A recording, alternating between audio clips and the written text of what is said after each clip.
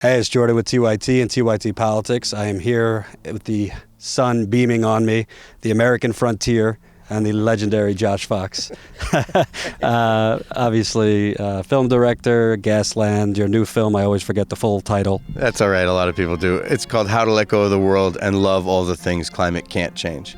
So you can think of it as all the things climate can't change.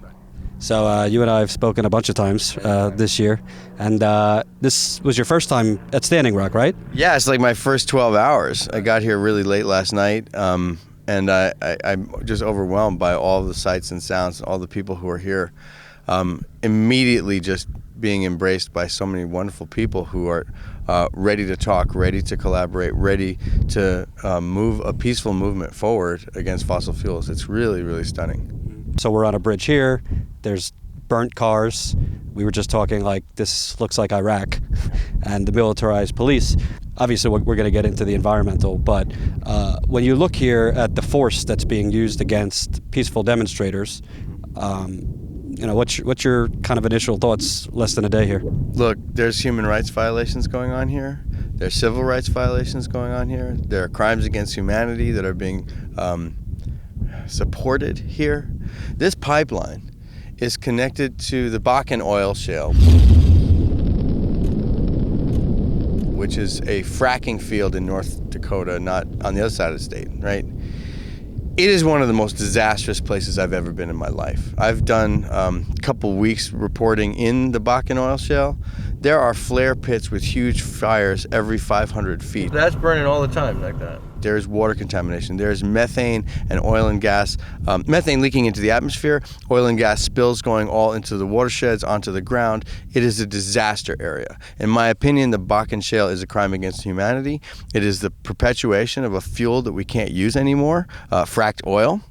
We know that we're out of time to stop developing new fields of oil and gas. We have to start developing new fields of solar and wind.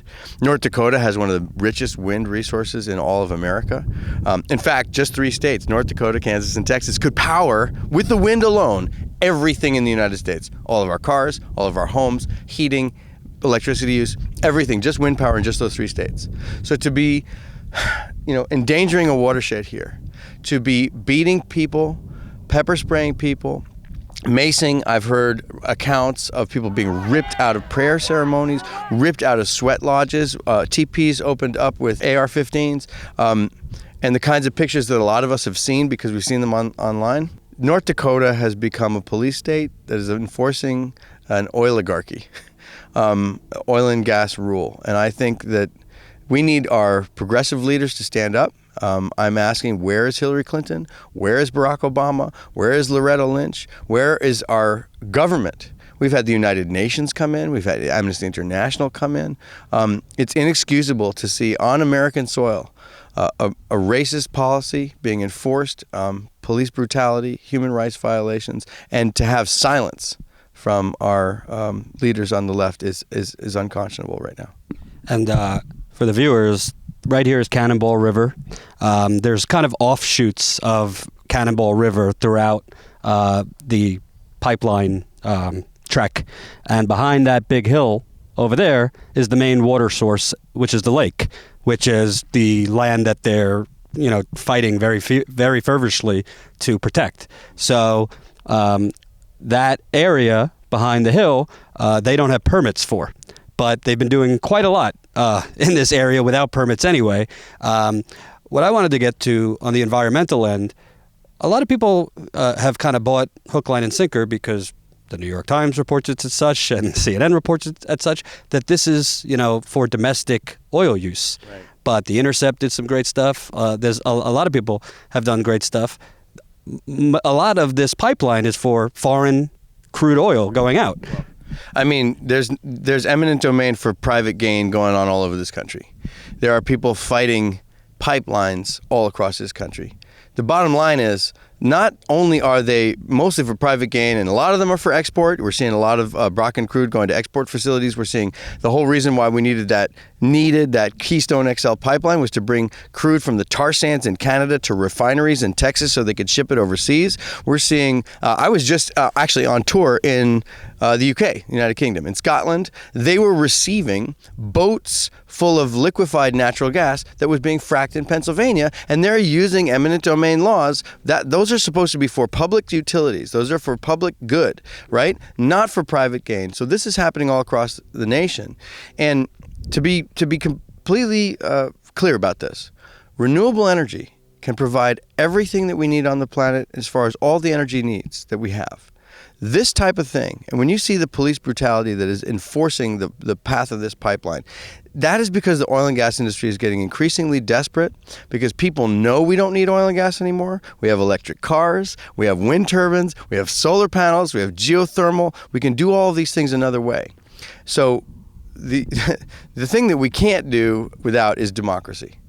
And, we have democracy on our side. We have the people on our side. 75% of Democrats oppose fracking. This is fracked oil. The majority of Americans oppose fracking. Again, fracked oil. We're talking about the majority of Americans want renewable energy, 70, 80%. So the only way they can do this is they have to shove it down people's throats, and they're endangering their water supply. And you'll note, right, that this pipeline was supposed to go through Bismarck. It was supposed to go through the white people's area. And they said, no, we don't want it. Guess why? Nobody wants a pipeline.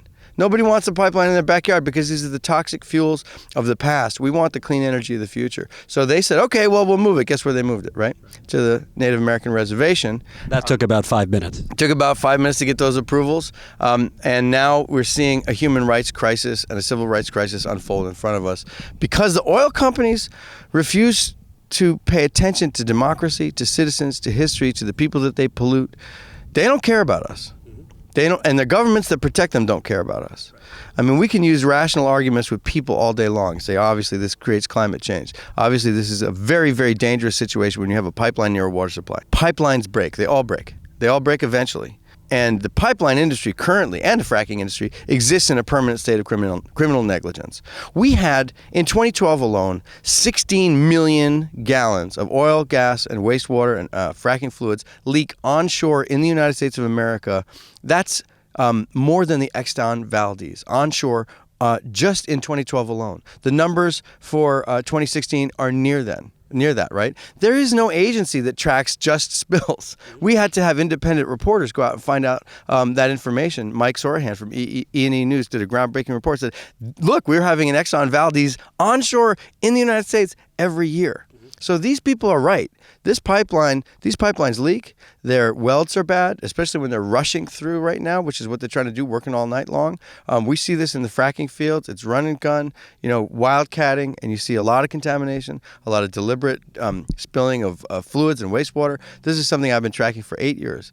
These guys know the threat is real. And when I started this, it was because I was in the Delaware River Basin in the watershed for New York City, Philadelphia, and southern New Jersey, the watershed for 16 million people. Yeah, I used to kayak as a kid there. There you go. This is the watershed for 17 million people.